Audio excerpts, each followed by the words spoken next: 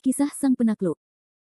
Sebelum lanjut, bagi yang belum subscribe Cafe Novel, silahkan subscribe dan aktifkan lonceng notifikasi supaya tidak ketinggalan update terbaru dari kami.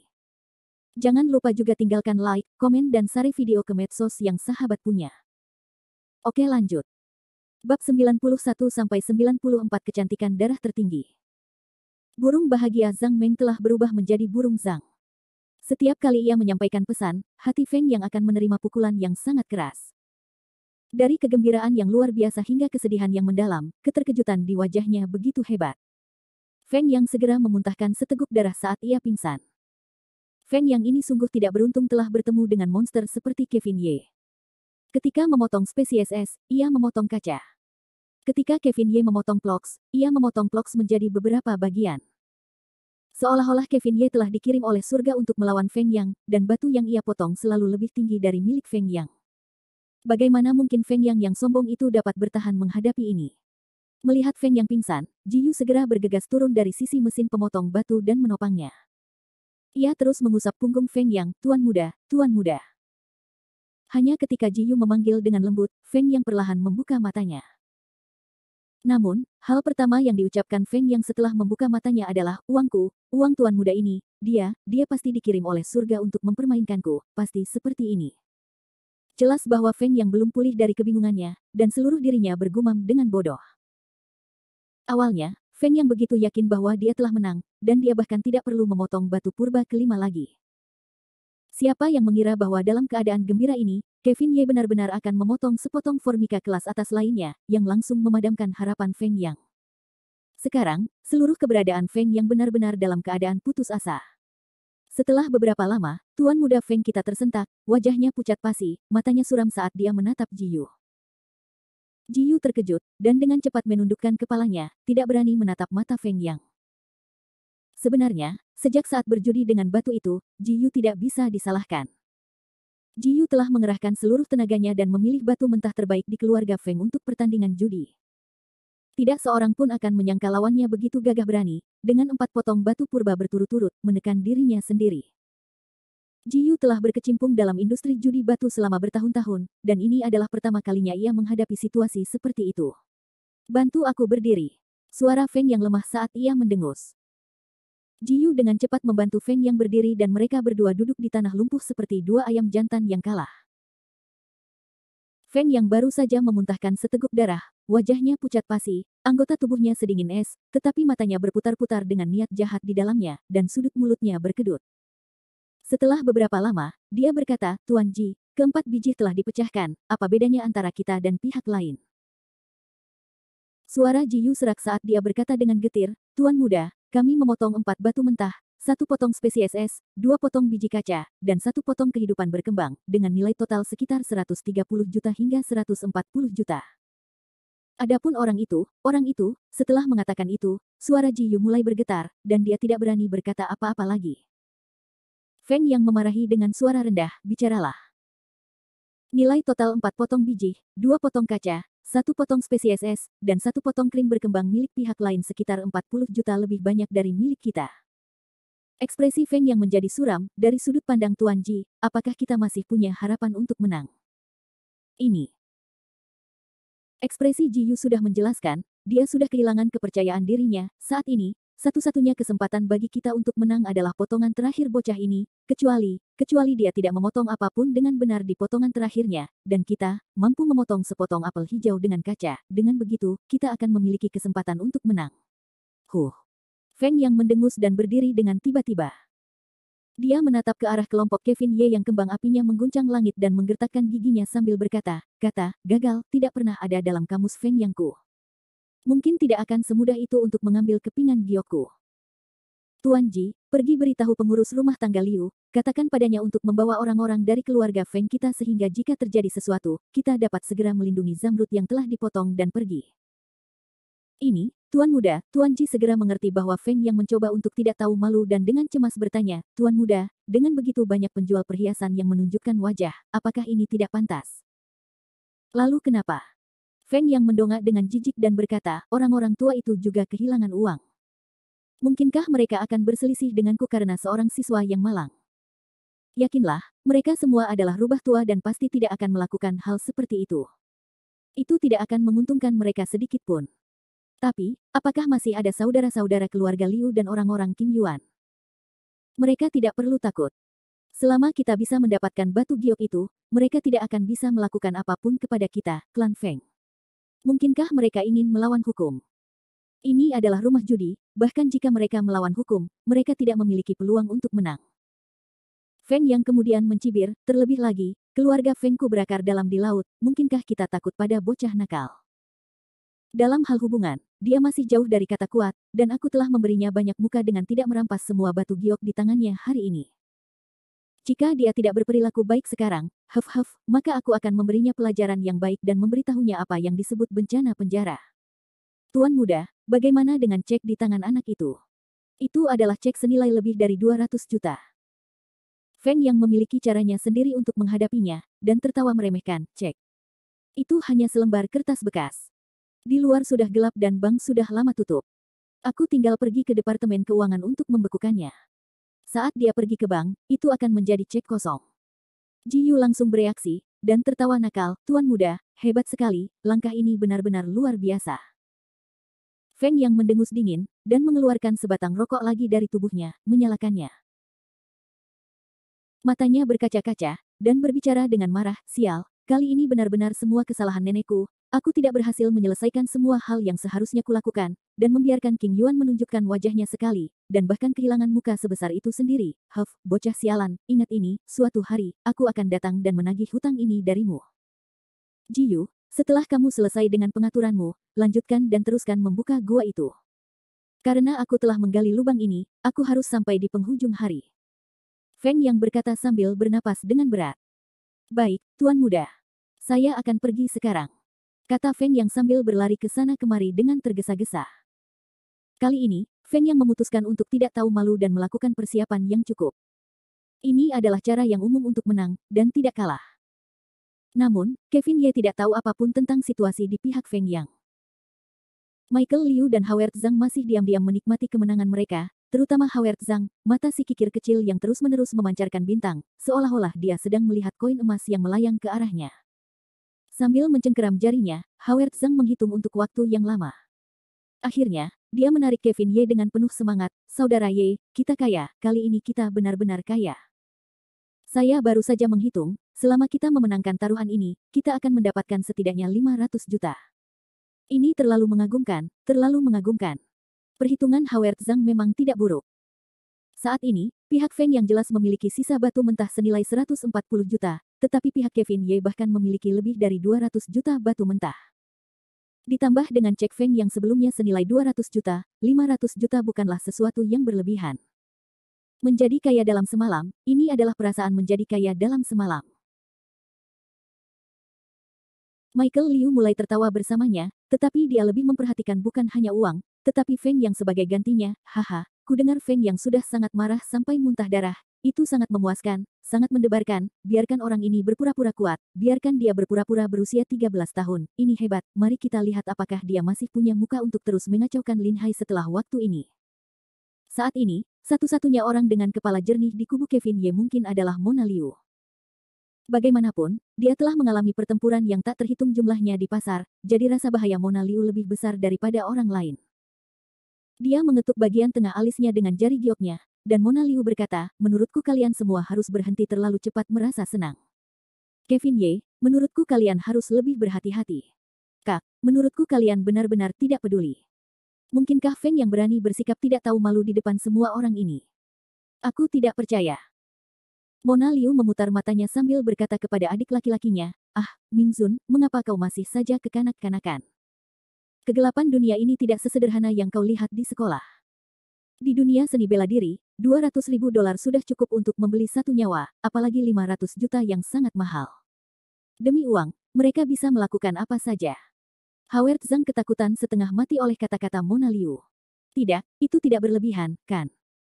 Mona Liu memutar matanya, dan menatap Howard Zhang, bagaimana menurutmu? Howard Zhang hanya bisa tertawa bodoh dalam ketidakberdayaan sambil berdoa dalam hati agar kejadian berdarah seperti itu tidak akan pernah terjadi. Adik Ye, hasil taruhan antara kamu dan Feng yang sudah menjadi jaminan kemenangan. Dengan selisih 40 juta, kecuali Feng yang memotong sepotong zamrud sewarna kaisar, dia pasti tidak akan bisa memenangkan taruhan ini. Lihat, haruskah kita terus memotong bagian kelima saat besi masih panas? Yang tua menatap Kevin Ye dengan tatapan menyanjung. Menurut pendapat yang tua, 500 juta sudah ada di saku Kevin Ye. Pemuda di depannya bukan lagi seorang mahasiswa miskin yang tidak punya uang. Dia adalah seorang miliarder yang duduk di kursi senilai 500 juta yuan. Karena itu, ketika yang tua dan Kevin Ye berbicara, mereka juga menjadi sedikit takut. Begitulah dunia ini. Jika seseorang berkata bahwa uang adalah keberanian manusia, dia akan berteriak meskipun Anda tidak menginginkannya. Kata-kata ini sama sekali tidak salah. Begitu Anda punya uang, Anda bahkan bisa berjalan dengan punggung tegak, belum lagi orang lain melihat Anda. Terhadap formalitas tiba-tiba Lao Yang, Kevin Ye hanya tertawa canggung, pemilik toko Yang, tidak perlu terburu-buru, karena ini adalah bagian terakhir, pertama-tama kita harus melihat hantu seperti apa yang bisa dipotong pihak lain. Kevin Ye masih tenang dan mantap, bahkan jika Ming Bing yang menang, dia tidak memiliki sedikit pun niat untuk maju. Namun, tepat saat Kevin Ye selesai berbicara, suara Ji Yu tiba-tiba meletus dari pihak lawan. Suaranya sangat menusuk telinga dan bergema di langit. Kali ini, suara Ji Yu berbeda dari sebelumnya. Itu sangat keras, bersemangat, dan bahkan memiliki perasaan tercekik. Tuan muda, kita menang kali ini. Benih kaca, ini adalah darah kaca cantik kelas atas, hahaha. Bab 92 dari mana datangnya kepercayaan diri. Suara melengking Ji Yu dan suaranya yang unik terus bergema di udara, menyebabkan semua orang di King Yuan tercengang di tempat. Para penjual perhiasan yang awalnya menonton di sisi perkemahan Kevin Ye bahkan tidak bisa bereaksi terhadap apa yang telah terjadi. Feng yang memegang batu giok berwarna darah dan tertawa terbahak-bahak. Semua orang dari keluarga Feng menangis karena kegembiraan. Memeluk batu giok berwarna darah itu, dia mengelilingi lapangan litolisis King Yuan dan mulai berlari dengan panik. Tawanya yang jahat sekali lagi menyebar ke seluruh lapangan litolisis, hahaha, hahaha, aku berkata, surga tidak akan meninggalkan tuan muda ini. Si cantik berdarah murni. Aku tidak pernah berpikir bahwa surga akan berbelas kasih kepadaku, dan pada akhirnya, mereka benar-benar memberiku si cantik berdarah murni.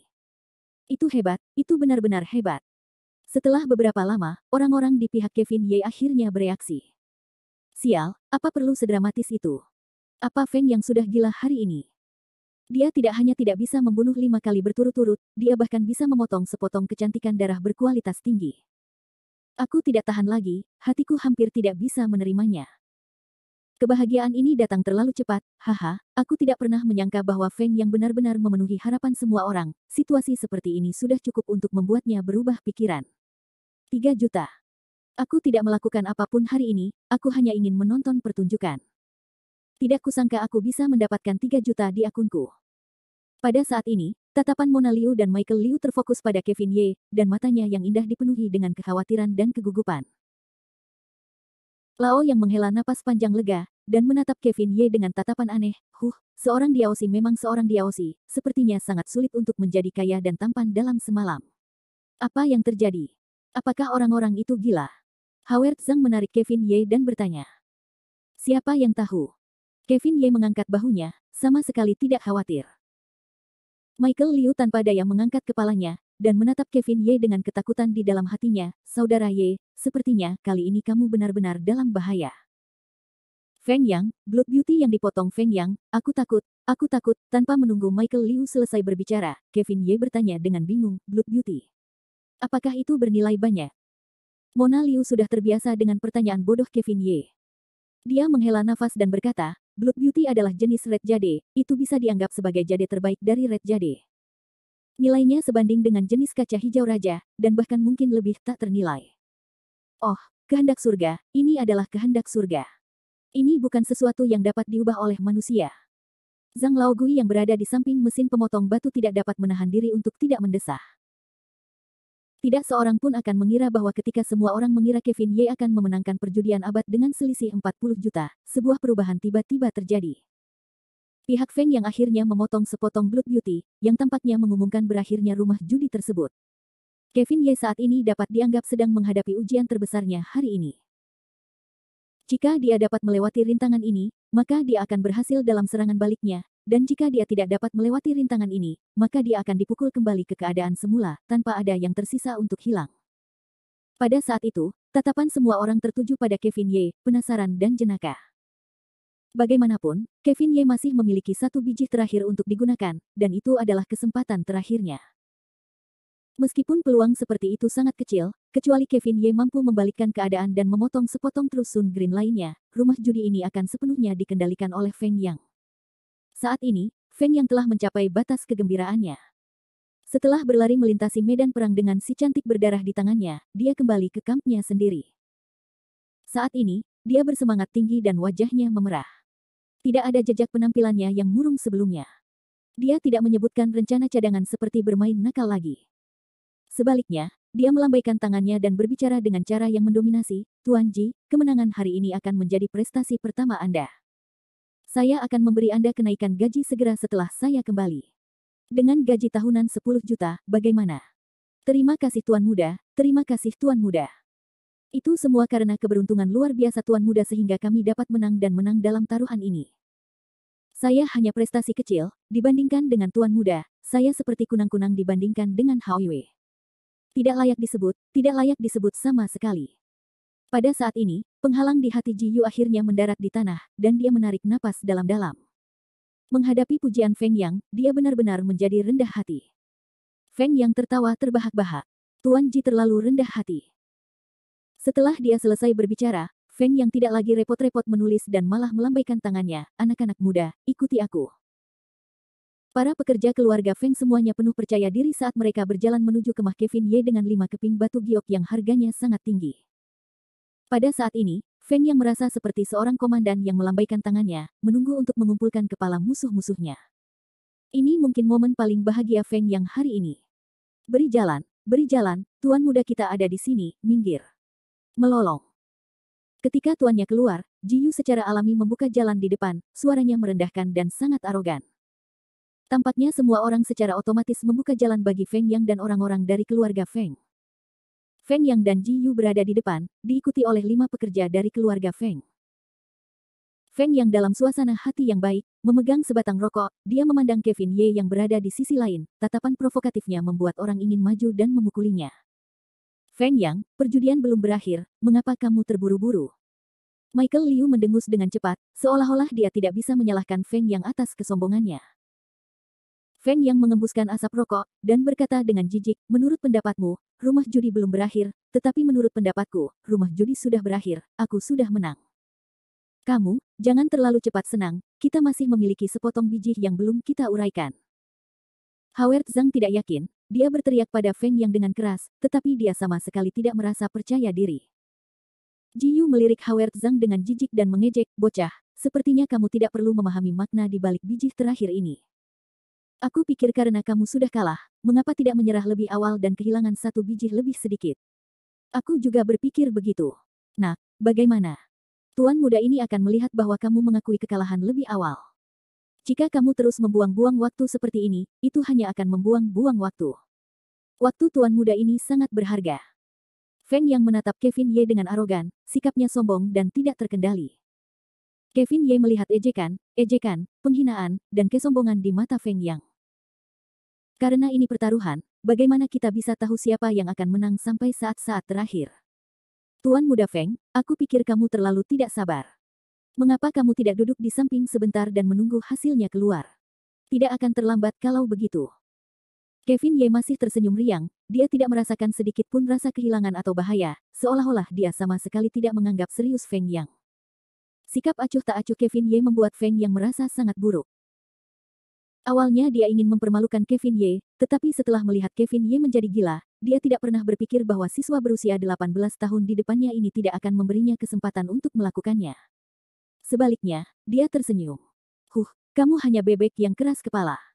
Biarkan aku melihat berapa lama kamu bisa bertahan. Feng Yang melengkungkan bibirnya dengan jijik, mencoba membuat Kevin Ye marah.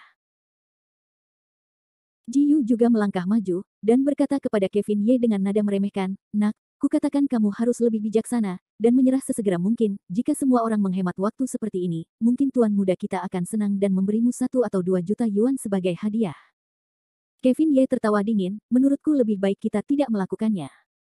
Menurutku lebih tepat untuk meninggalkan 1 atau 2 juta ini sebagai uang hadiah untuk Tuan Ji.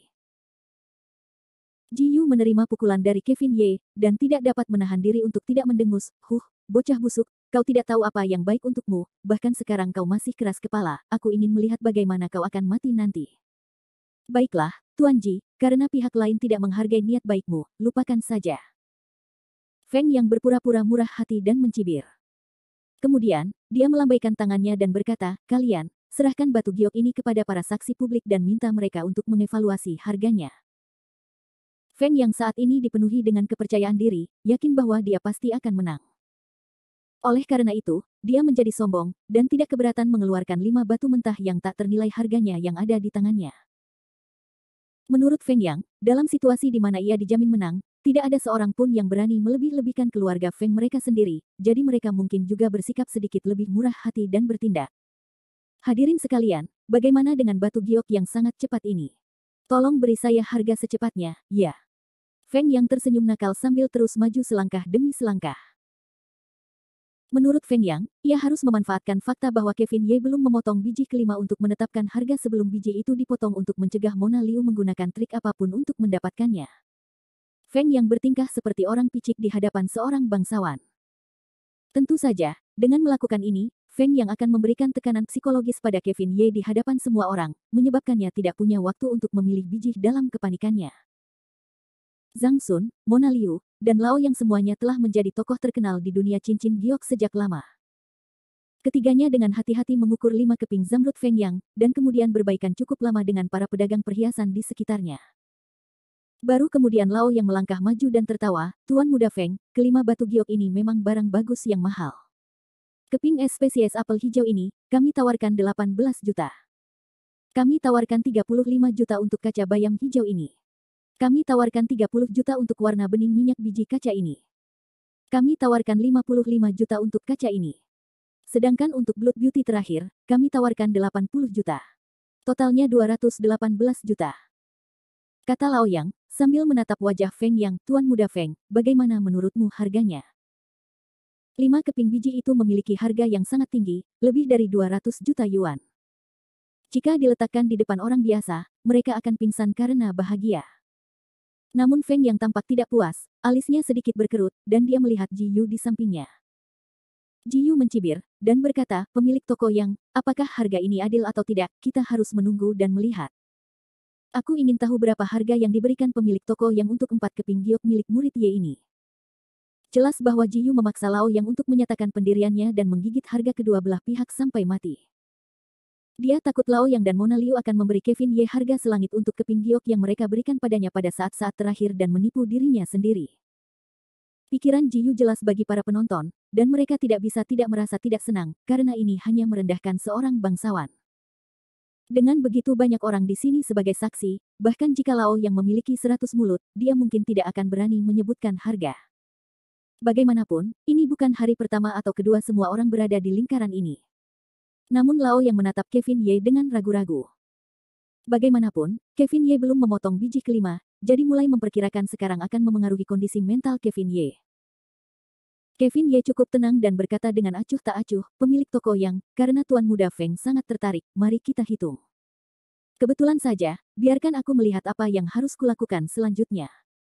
Semua orang terkejut, Kevin Ye saat ini masih sama seperti sebelumnya, tidak senang maupun sedih. Semua orang menatap Kevin Ye dengan heran. Mereka tidak tahu dari mana siswa yang baru berusia 18 tahun ini mendapatkan kepercayaan dirinya setelah melihatnya menjadi sangat miskin seperti pengemis setelah menjadi kaya dalam semalam. Kultivator muda yang kejam, C93 tingkat kesulitan paksa dalam permainan kultivasi Kevin Ye telah berkembang selama lebih dari 10 era di dunia abadi. Mengenai kepercayaan dirinya, itu sepenuhnya merupakan kepercayaan diri seorang abadi yang berasal dari orang biasa. Temperamen yang luar biasa seperti ini adalah sesuatu yang tidak dimiliki oleh orang biasa.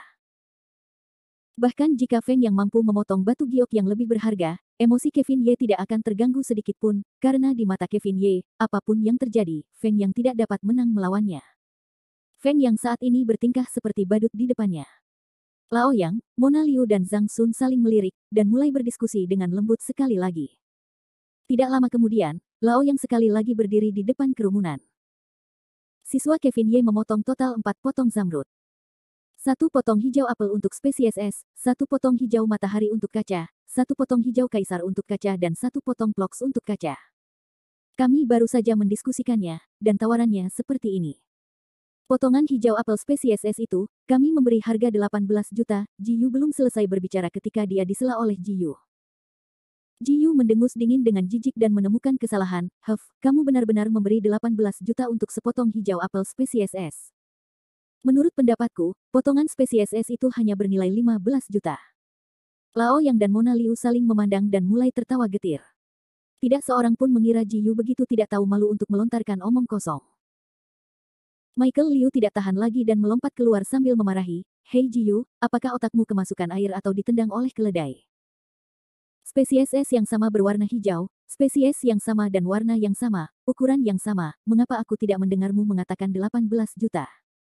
Kurasa kau hanya sengaja mencari masalah. Jiyu menatap kosong. Baru kemudian dia mengingat sesuatu, dan berpikir dalam hati, sial, mengapa aku melupakan ini? Ketika Michael Liu mengatakan ini, semua pengusaha perhiasan menatap Jiyu dengan mata penuh penghinaan dan senyum dingin. Jiyu berlumuran tanah, dia dengan canggung menutup mulutnya dan tidak berbicara lebih jauh. Lao yang tertawa dan terus berbicara, karena Tuan Ji tidak keberatan, mari kita lanjutkan penawaran.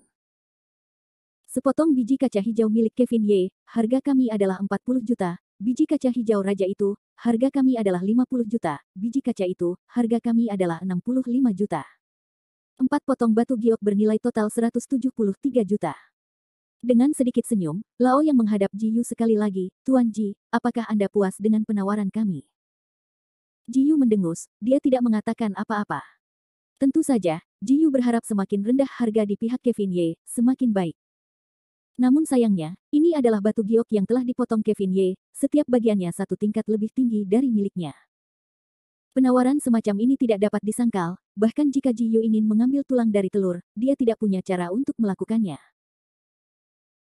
Lao yang melihat ke arah para penjual perhiasan di sekitarnya sekali lagi, dan berkata, kalian semua adalah rekan di industri perhiasan, kalian telah melihat harta karun yang tak terhitung jumlahnya, aku ingin tahu apakah ada di antara kalian yang keberatan dengan harga yang kami berikan. Semua orang saling memandang. Akhirnya, seseorang berkata, harganya wajar dan tidak ada bias antara kedua belah pihak. Kami tidak keberatan. Harga permata yang selangit ini memang sepadan dengan harga ini. Lao yang menganggukkan kepalanya, dan tertawa, karena semua orang menyetujui harganya, maka itu bagus, sekarang kita dapat meminta untuk menyelesaikan batu terakhir dari taruhan, pemenang taruhan ini, akan ditentukan oleh batu terakhir ini. Jantung Feng yang berdebar kencang, kedua harga itu membuat Feng yang langsung merasa ada yang tidak beres. Sementara 5 keping zamrud miliknya sendiri bernilai 218 juta, milik Kevin Ye masih bernilai 173 juta, yang mana ada perbedaan 35 juta. Meskipun tidak mudah untuk memotong sepotong dari 35 juta batu giok itu, tetapi orang di depannya adalah seseorang yang tidak mengikuti akal sehat.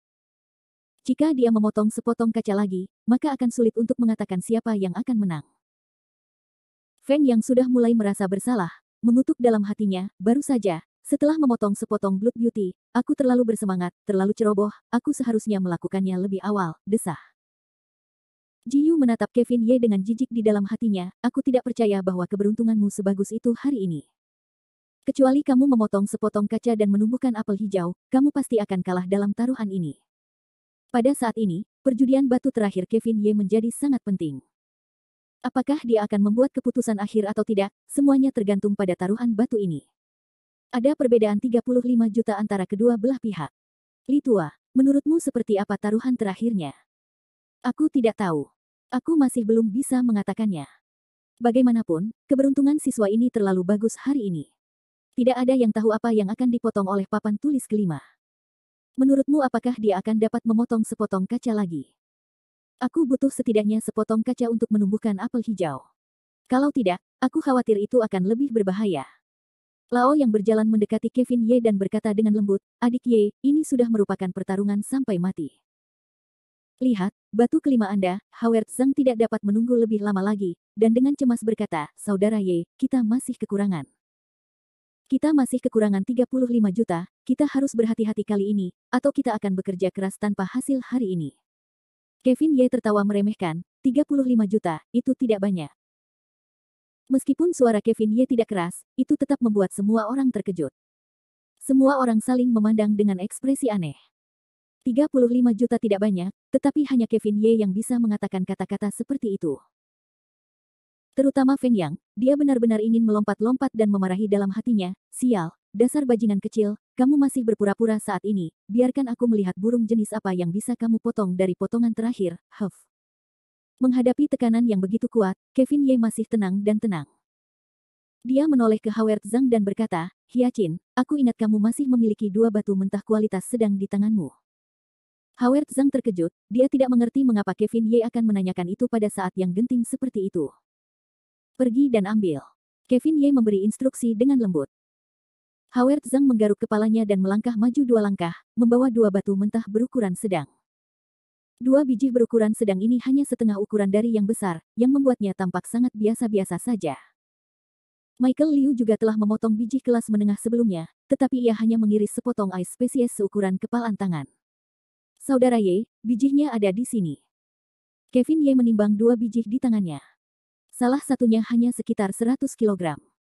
Semua orang memandang Kevin Ye, ingin tahu apa yang akan dilakukannya dengan 2 biji kualitas sedang itu. Kevin Ye dengan santai mengambil 1 potong, dan berjalan ke samping mesin pemotong batu Zhang Laogui, tetua Zhang, potongan ini bisa. Seketika, semua orang memandang Kevin Ye dengan tidak percaya. Sial, dia ingin memotong yang berukuran sedang ini, tidak mungkin, kan? Sudah berakhir, sudah berakhir. Aku bisa melihat bahwa bocah ini telah terprovokasi sampai-sampai otaknya terisi air. Bahkan jika monster berukuran sedang ini memotong batu giok kaisar untuknya, aku khawatir dia tidak akan bisa menang. Jangankan para pengusaha perhiasan ini, bahkan Feng Yang dan Ji Yu pun terkejut. Mereka merasa bahwa Kevin Ye entah bagaimana telah membuat sarafnya berada di tempat yang salah. Menghadapi perbedaan 35 juta, bocah nakal ini benar-benar berani memilih biji berukuran sedang. Ini hanya mencari kematian. Feng Yang langsung gembira, seolah-olah dia melihat Dewi Kemenangan melambai padanya. Ji Yu dengan jijik berkata, Tuan muda, menurutku bocah ini gila, haha. Bukankah baik bagimu untuk menjadi gila? Karena kamu sudah kalah, tidak ada perbedaan antara akun utama dan akun utama. Zhang Laogui menatap kosong ke arah Kevin Ye, tidak berani mempercayai pilihan Kevin Ye juga. Hanya Mona Liu yang tiba-tiba bergegas maju dengan langkah besar, menghentikan Kevin Ye, dan memarahi dengan keras, Kevin Ye, kamu gila. Bagaimana kamu bisa memilih biji berukuran sedang di saat seperti ini? Cepat buang bagian ini dan pilih yang baru. Kevin Ye menyipitkan matanya dan terkekeh, lalu berkata dengan acuh tak acuh, jangan khawatir Bos Liu, ini sudah cukup. Kamu, Mona Liu tidak menyangka Kevin Ye begitu keras kepala, sampai-sampai dia menghentakkan kakinya karena marah. Melihat Mona Liu begitu peduli pada Kevin Ye, wajah Feng yang langsung tampak tidak senang, lalu maju dan berkata, menurutku ini cerah dan indah, ini adalah rumah judi, karena Ye yang ini sudah memilih biji ini, maka tidak ada ruang untuk menarik kembali kata-katanya. Kita punya begitu banyak pasang mata yang mengawasi, kita tidak bisa bersikap tidak tahu malu. Tepat sekali, apa yang dikatakan tuan muda kita masuk akal. Karena aku sudah membuat pilihan, maka aku tidak bisa bersikap tidak tahu malu. Menurutku, seharusnya tidak apa-apa, mungkin akan ada keajaiban. Ji Yu tertawa dan bercanda, menggemakan kata-kata Feng Yang. Zhang Laogui menatap Kevin Ye tanpa daya. Ekspresinya sangat putus asa saat dia berpikir dengan tidak senang di dalam hatinya, bocah ini berbohong. Dia tahu ada perbedaan 35 juta dan dia memilih untuk menggunakan biji berukuran sedang ini. Sekarang setelah Kevin Ye membuat pilihan untuk memanggil biji ini di bawah pengawasan semua orang yang hadir, ditambah dengan tatapan penuh nafsu dari Feng Yang dan Ji Yu yang menatap batu itu dari samping, tidak ada waktu untuk mengubah apapun. Di mata semua orang, Kevin Ye sudah kalah saat ini, tanpa ketegangan apapun. Bahkan jika biji berukuran sedang dipotong menjadi hijau matahari positif, jumlahnya hanya 20 hingga 30 juta. Jika seseorang ingin melampaui tawaran 35 juta ini, itu akan sesulit naik ke surga. Howard Zhang membuka matanya lebar-lebar dengan wajah penuh kekecewaan. Dia tidak bisa menahan diri untuk bergumam dalam hatinya, apa yang sedang dilakukan saudara Ye. Michael Liu juga terpukul untuk waktu yang lama sebelum dia berhasil mengatur napas. Dengan wajah terkejut, dia berkata, sudah berakhir, sudah berakhir. Menggunakan batu menengah untuk melawan si cantik berdarah yang luar biasa, apakah ini secara paksa meningkatkan kesulitan permainan?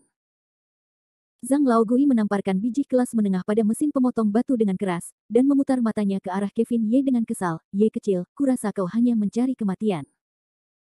Jika kau kalah maka itu urusanmu.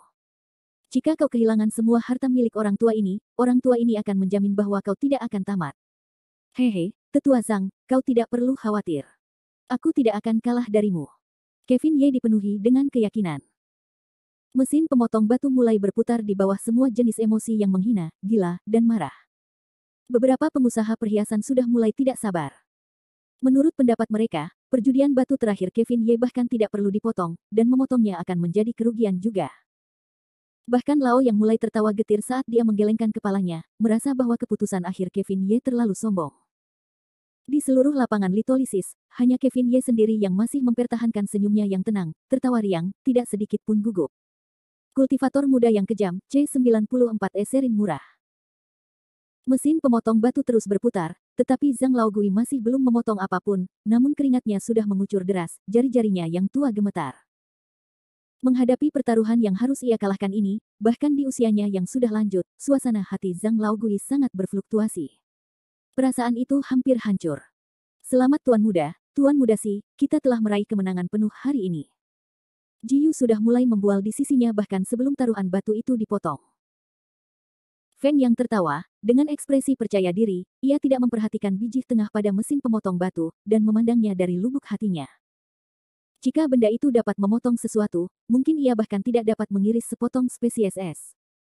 Feng yang berpikir dalam hatinya. Retak, retak, retak. Beberapa batu yang pecah jatuh ke tanah saat mesin pemotong batu itu melintas. Bahkan Lao Yang dan Zhang Laogui yang telah memotong batu itu dapat melihat bahwa, apalagi para pengusaha perhiasan itu, bahwa biji sedang itu tidak berkualitas baik. Pada saat itu, betapapun cemasnya Mona Liu, itu tidak berguna. Mesin pemotong batu sudah mulai aktif, jadi biji kelima sudah menjadi sepotong kue. Saksi lainnya, masih tidak dapat mempercayainya. Dia menatap mesin pemotong batu, berharap keajaiban terjadi. 10 menit, 20 menit, waktu berlalu perlahan. Tidak ada perubahan pada biji kelas menengah, itu masih seperti sepotong batu yang tidak berguna. Pada saat ini, bahkan secercah harapan di mata Zhang Sun mulai meredup. Melihat bahwa biji itu telah dipotong menjadi dua dan masih belum hijau, Howard Zhang juga mulai menjadi gugup. Dia menarik Kevin Ye dan berkata, Saudara Ye, biji ini tidak akan kosong, kan? Semakin banyak waktu berlalu, semakin cemerlang senyum Feng Yang. Dia berdiri di samping dan menyalakan sebatang rokok, Feng Yang sudah bisa melihat cahaya kemenangan. Meskipun potongan kelima tidak memotong apapun, 4 teratas Kevin Ye sudah cukup berharga. 170 juta, jika seseorang bisa mendapatkan 170 juta hanya dengan satu taruhan, maka itu akan menjadi harga yang sangat tinggi. King Yuan setidaknya tidak datang ke sini dengan sia-sia hari ini. Bocah, kurasa sebaiknya kau berhenti mengiris. Biji ini sudah terbuang sia-sia. Kau seharusnya mengakui kekalahan saja. Jiyu menatap Kevin Ye, wajahnya penuh kesombongan, saat dia berkata dengan tidak senang. Pada saat yang sama, mesin pemotong batu Zhang Laogui juga berhenti, hanya untuk melihat Zhang Laogui terengah-engah dengan mulut terbuka lebar, berdiri di samping, menyalakan sebatang rokok untuk dirinya sendiri. Kekecewaan dan tekanan semacam ini terlalu besar. Bahkan seseorang yang cakap seperti Zhang Laogui mulai merasa sulit untuk bertahan. Sambil melirik Kevin Ye, Zhang Laogui menarik napas dalam-dalam dan mendesah, bocah kecil Ye, aku khawatir kau tidak akan bisa memotong apapun dari batu ini. Sepertinya kau akan kalah dalam taruhan ini. Meskipun ia tidak mau mengakuinya, kenyataannya jelas, biji ini benar-benar tidak memiliki apapun. Tidak peduli seberapa enggannya Zhang Laogui, ia tidak memiliki kemampuan untuk mengubah biji terlantar ini menjadi batu giok. Semua rasa percaya diri dan kesalahan diarahkan pada Kevin Ye. Perjudian ini pasti akan berakhir dengan kegagalan. Namun hanya Kevin Ye, orang yang terlibat, yang tidak berpikir demikian. Semua orang melihat Kevin Ye tiba-tiba bergerak, tiba di samping mesin pemotong batu dan menggantikan posisi Zhang Laogui. Mesin pemotong batu mulai berputar lagi. Apa yang coba dilakukan anak ini? Apakah ia ingin membuka batu itu sendiri? Feng yang bertanya dengan nada meremehkan, memangnya dia pikir dia siapa? Bahkan jika dia membukanya sendiri, dia tidak akan bisa melakukannya. Itu hanya buang-buang tenaganya. Kevin Ye tersenyum, menoleh ke Zhang Laogui dan berkata, Tetua Zhang, setelah bekerja terus-menerus selama ini, kamu akhirnya lelah. Anak kecil ini akan membantumu, bagaimana menurutmu? Zhang Laogui mendengus meremehkan, dia tahu bahwa Kevin Ye dapat dianggap sebagai ahli yang menyembunyikan kemampuannya, dan dia memiliki bakat dalam membuka batu, jika tidak dia tidak akan bisa membuka batu giok semacam itu. Namun meskipun begitu, seperti kata pepatah, wanita yang sempurna tidak akan bisa makan tanpa makan. Tidak ada apapun di dalam biji berukuran sedang ini.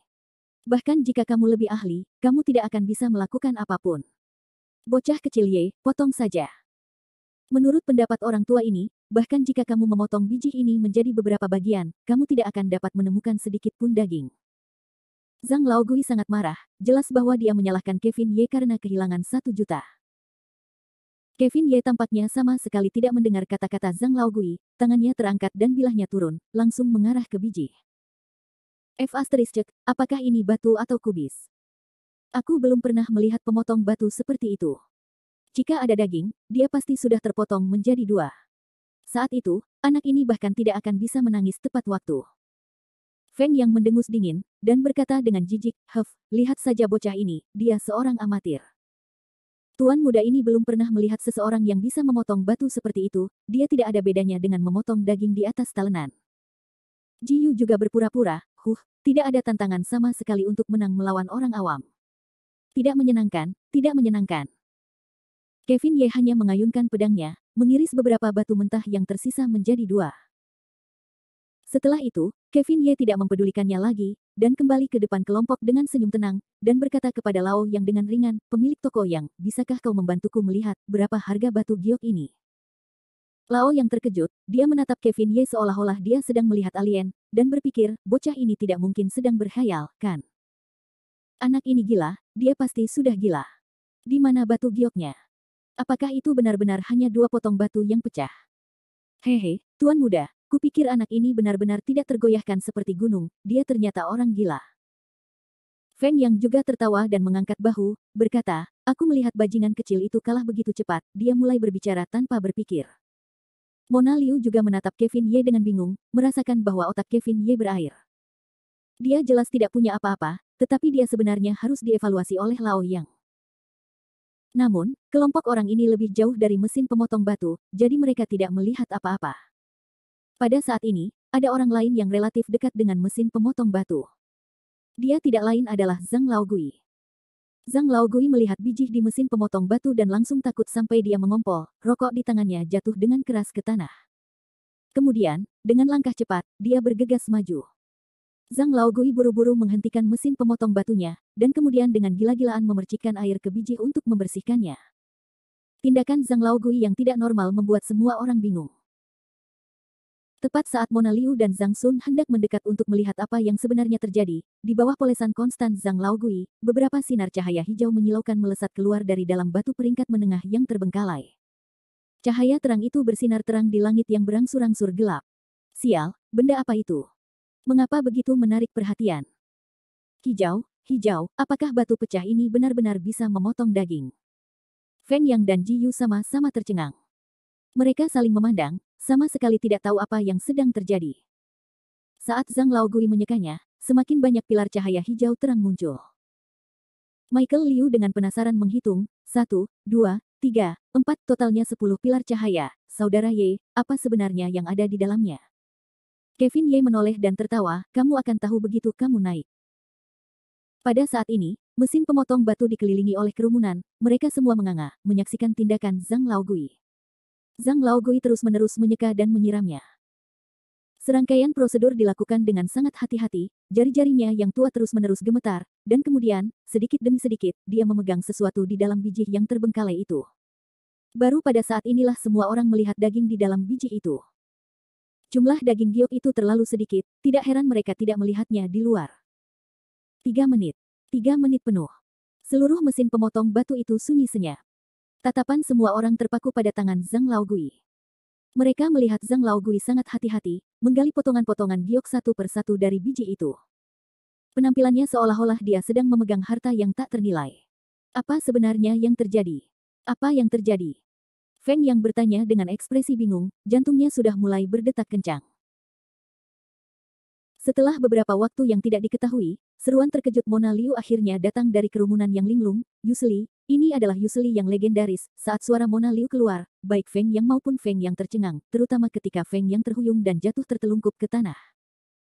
Tuan muda, Ji Yu segera mendukung Feng Yang, tetapi dia tidak dapat berdiri dengan mantap, dan mereka berdua jatuh ke tanah pada saat yang sama.